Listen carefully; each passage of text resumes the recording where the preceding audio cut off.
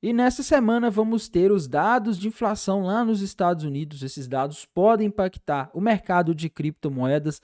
Nesse vídeo eu vou estar explicando como eles podem impactar e qual a melhor forma de se posicionar para esses dados. Também vou estar analisando algumas das principais criptomoedas do mercado.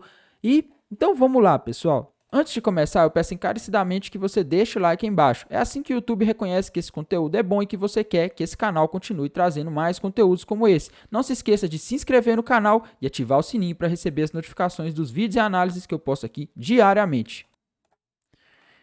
Então, pessoal, nessa semana vamos ter o dado de inflação.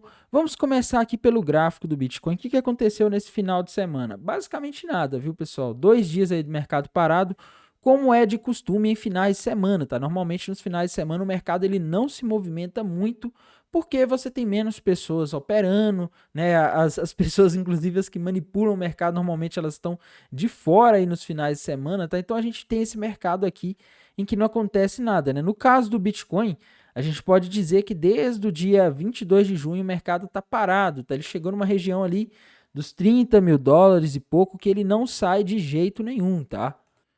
Na última análise eu tinha falado de um possível padrão gráfico conhecido como bandeira de baixa, que no gráfico de 1 hora do Bitcoin, porém ele não foi rompido, tá, pessoal? O mercado continuou andando de lado, como é comum nos finais de semana, né? E o mercado continua naquela ali, tá?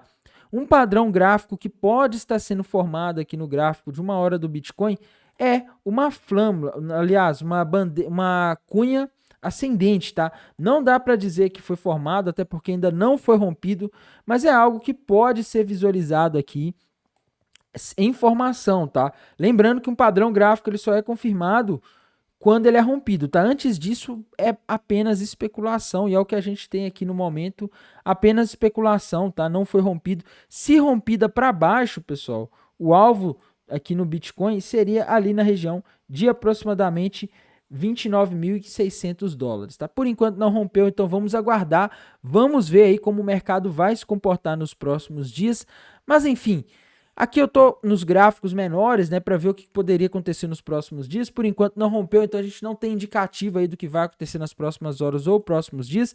E aqui a gente vai para o gráfico diário para analisar um tempo gráfico maior e mais, vamos dizer assim, sólido, né? Infelizmente, por enquanto, o mercado está andando de lado, tá? Se o Bitcoin perder, se acontecer, viu, pessoal? Atenção nesse se, porque não aconteceu, tá? O mercado nos últimos dias está parado, então a gente deve só ficar de olho em alguns pontos e não tentar ficar adivinhando para onde ele vai. Mas se o Bitcoin perder aquela região ali dos 29.500 dólares, ele vai estar formando um topo duplo, tá? Ainda não formou, tá? Atenção, ainda não formou, mas se ele cair e perder aquela região, o alvo desse topo duplo aí estaria projetando o Bitcoin na região dos 27.800 dólares aproximadamente, tá? Atenção, ainda não aconteceu. Por enquanto ele está dentro desse range. E se o Bitcoin, por um acaso, fizer o contrário, romper para cima isso daqui, o alvo dele seria o alvo dessa bandeira de alta que parece estar se formando aqui no gráfico, que também não foi rompida, tá? Então, são dois padrões aí possíveis, porém que ainda não foram confirmados, só serão confirmados se rompidos, que estaria projetando o Bitcoin lá nos 39 mil dólares, tá? Então, basicamente, a gente tem duas possíveis perspectivas: 27.800 dólares, caso ele rompa para baixo os 29.500, ou a região ali dos 39.500 dólares, 39.300 dólares, caso ele rompa para cima a região dos 31.500. Por enquanto, o Bitcoin segue dentro desse range aqui, não aconteceu nada nos últimos dias, e na minha opinião, pessoal, o que pode ditar para onde o Bitcoin vai nos próximos dias, se ele vai continuar esse movimento ou não, vem do mercado norte-americano, porque a gente sabe, né, pessoal, o Bitcoin ele não se movimenta sozinho na maioria das vezes. Na maior parte do tempo, pelo menos desde 2020, ele vem acompanhando muito as bolsas americanas que nos últimos tempos tem subido, né? A gente vê o Bitcoin subindo aí no início de 2023, como eu já falei várias vezes aqui, pessoal. Ele não subiu sozinho, tá? Ele subiu acompanhando bolsas americanas que subiram aí na hype das empresas de inteligência artificial. Inclusive, a gente teve criptomoedas aí ligadas à inteligência artificial se valorizando bastante no primeiro trimestre de 2023, tá? Mas agora a situação é um pouco diferente porque não é só gráfico, pessoal. Ignorando o gráfico aqui do SP500, eu vejo uma coisa que pode não ser muito legal, que é esse indicador aqui que mostra o Fear and Greed Index do SP500, tá? Que é um indicador de sentimento e euforia. E o que a gente vê aqui é o seguinte, ele está marcando ganância extrema, tá? Extreme Greed. Ou seja, o mercado, pelo menos americano, né, das ações, ele está aí bem otimista, o que é perigoso, porque geralmente quando o mercado está otimista é quando vem as surpresas, tá? Uma coisa que eu mostrei no último vídeo, eu acredito que mostrei no último vídeo, é isso daqui, pessoal. Put and Call Options, tá? Esse é um indicador importante, porque ele mostra o seguinte, as pessoas estão com menos proteção do que, por exemplo, alguns meses atrás. As pessoas estão confiantes no mercado americano. As pessoas com pouca proteção geralmente indica que se ocorrer alguma surpresa, elas não estão preparadas. E aí que vem o sell off, tá? Que é quando as pessoas vendem de uma vez e derrubam o mercado. Tainan, você está dizendo que vai acontecer? Não, a gente precisa de um motivo. E o motivo, na minha opinião, pessoal, ele pode vir dos altos níveis de taxa de juros que nós temos atualmente, tá? Para quem não sabe, as taxas de juros nos Estados Unidos estão em 5,25 e podem ir para 5,75 ainda esse ano, nos próximos meses, tá? Por que isso tem a ver com o Bitcoin, Tainan? É simples, pessoal. O que causou essa queda das bolsas americanas no ano de 2022 foi aumento de juros, tá? Se os juros sobem, geralmente a bolsa americana ela tende a ter um comportamento inverso, né? Se o juros sobe, ela tende a cair, tá? Esse ano ela tá subindo aí com os juros subindo, porém os juros ele não parou de subir, tá? E isso pode causar surpresa. A gente viu a quebra de 2 bancos extremamente importantes nos Estados Unidos em março. Tá? Não estou dizendo que vai quebrar banco, mas quando os juros sobem, o sistema financeiro como um todo ele fica frágil e isso é perigoso. E nessa semana a gente vai ter um dado que pode despertar o mercado. Vai? Não sei, tá? Porque a gente já viu vários dados evidenciando que o Fed iria continuar subindo os juros em 2023 e o mercado simplesmente ignorou. E esse dado é o famoso CPI, Índice de Preço ao Consumidor dos Estados Unidos, a famosa inflação americana que nos últimos tempos tem caído, né? Só que é um pouco complicado, pessoal, porque quando a gente olha o núcleo da inflação dos Estados Unidos, ele não caiu, mas o índice cheio, ele caiu bastante nos últimos tempos, o que dá aí uma perspectiva de que o mercado talvez esteja esperando o melhor aqui, tá? O mercado está projetando para quarta-feira, que é o dia que vai ser divulgado o índice cheio, 3,1, tá? A inflação dos Estados Unidos indo para 3,1. O que representaria uma queda, porque a última registrada mostrou 4%, uma queda de quase 1% da inflação dos Estados Unidos. Mas a gente tem que prestar atenção, pessoal, em como vão vir esses indicadores na quarta-feira. Eu acredito que é o evento mais importante da semana para todos os mercados do mundo, porque se a gente tem uma inflação acima do esperado, isso pode assustar os mercados, tá? Se a gente tem uma inflação dentro do esperado, vai ser bom, vai ser a inflação lá dos Estados Unidos caindo de 4% para quase 3% em um mês, tá? Se a gente tem uma inflação mais baixa do que o esperado, isso é ótimo. Que aí o mercado entende que a inflação está caindo mais rápido, logo o Fed não vai precisar dar mais 2 altas de juros em 2023, e assim o mercado ele entende que talvez o final do ciclo de aperto monetário está chegando, tá? E aí o mercado pode se animar na hora. Mas enfim, temos 3 cenários possíveis aí. A gente tem que aguardar e ver o que vai se concretizar, o que vai acontecer. Eu particularmente não sei, tá? Mas na minha opinião é isso. Essa semana é a semana dos dados de inflação. Na quarta-feira a gente vai ter os dados ali do CPI, inflação ao consumidor, e na quinta-feira, inflação ao produtor e pedidos iniciais do seguro-desemprego. O que é importante, pessoal? Desse dado de inflação que a gente vai ter nessa semana, o mais importante é o núcleo, tá? O índice cheio, embora a projeção para ele aqui seja muito otimista, ele não diz muita coisa, porque quando a gente vai aqui para o núcleo da inflação lá nos Estados Unidos, é a inflação que não está caindo tão rapidamente. E chega a ser até engraçado isso daqui, né, pessoal? A gente vê aqui, por exemplo, enquanto a inflação índice cheio, ele está ali indo para 3,1, está em 4, a projeção é que ele cai para 3,1 nesse mês, o índice, o núcleo, olha como que tá. A projeção é que ele cai de 5,5 para 5,3, tá?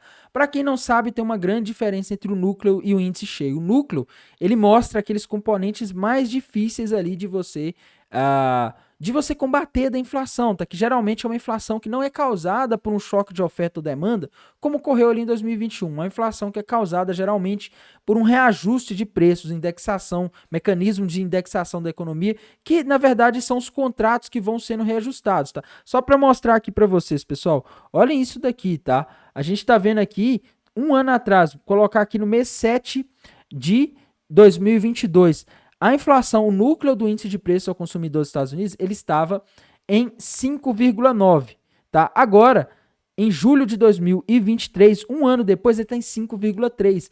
Qual que é a conclusão que a gente chega aqui, pessoal? Não está caindo tão rápido, tá? Enquanto o índice cheio está despencando, o núcleo ele está aí caindo bem mais devagar, e por isso é que esse dado é o mais importante, porque é ele que o Fed quer combater agora. O Fed não está preocupado com o índice cheio agora, tá? O índice cheio já está caindo. O difícil é o núcleo, porque essa é a parte da inflação mais difícil de combater e é essa que está demorando muito a cair, tá? Então por isso que o mercado vai estar prestando muita atenção aqui. A projeção é que o núcleo caia para 5 nessa semana, tá? Vamos ver o que vai vir aí, né? O dado que vai vir vai ser em relação ao mês de junho, e se vier pior do que o esperado, isso aí assustaria os mercados, tá? Ultimamente a gente está tendo dados mistos, isso porque a inflação ela já começou a cair, então a gente está vendo o mercado de trabalho começar a perder um pouco da tração, a inflação começar a cair, né? Mas ainda assim a gente vê que o Fed tem muito trabalho para ser feito, né, pessoal? A gente tem muita inflação para ser combatida, então vamos prestar atenção. Uma inflação acima do esperado assustaria os mercados, uma inflação dentro do esperado poderia ajudar aí os ativos, não vou dizer que a subir eternamente, mas a ter um pumpzinho, né? Mas atenção, pessoal, no caso específico do Bitcoin, eu acho que vocês devem tomar muito cuidado ao se posicionar, tá? Porque o que a gente está tendo nas últimas vezes em que foram divulgados dados macroeconômicos? Não sei se vocês lembram, tá? Aparece um dado macroeconômico dizendo que o mercado pode cair, algo ruim para o mercado, os mercados americanos caem, aí vem a SEC ou alguém da BlackRock e solta uma notícia de que o ETF vai ser aprovado, de que o Bitcoin é o futuro, enfim, essas coisas que a gente está cansado de ver. Aí o pessoal entra vendido por causa do dado macroeconômico e eles soltam uma notícia positiva, o mercado sobe para liquidar todo mundo, tá? A gente viu isso daqui, né? Não sei se vocês lembram aí, a gente teve isso recentemente em vários momentos, tá? Então, muito cuidado. A minha dica, pessoal, se vocês forem se posicionar para algum dado desses aí, deixem o stop mais longo, entrem com a menor parcela da mão de que vocês operam, tá? Não entrem com muito dinheiro, porque essas oscilações aqui são muito comuns nesses momentos. Eles estão aproveitando esses movimentos para jogar aí o mercado para um lado e manipular e fazer liquidações, tá? Isso está evidente, tá? Não é teoria da conspiração. Basta você ver o que aconteceu na semana passada. Saiu um dado ruim na sexta-feira, não, na semana atrasada, me desculpe. Saiu um dado ruim para o mercado, né? Aí o mercado começou a cair, aí vem a SEC ali e solta uma notícia boa. Na outra semana foi o contrário, veio um dado bom, o mercado americano subindo, e aí vem a SEC e fala, o ETF do Bitcoin não vai ser aprovado. E fica nessa, cuidado, viu, pessoal? Essa narrativa que está movimentando o mercado nos últimos tempos, e nós, traders, devemos ter muito cuidado quando eles estão fazendo isso, tá? Uma coisa que a gente vê aqui, olhando os indicadores de sentimento do TRDR, pessoal, é isso daqui, ó. A gente está vendo que esse indicador aqui embaixo subiu, o famoso long short ratio, tá? Mas ao mesmo tempo o open interest caiu. O que quer dizer aqui é o seguinte, pessoal.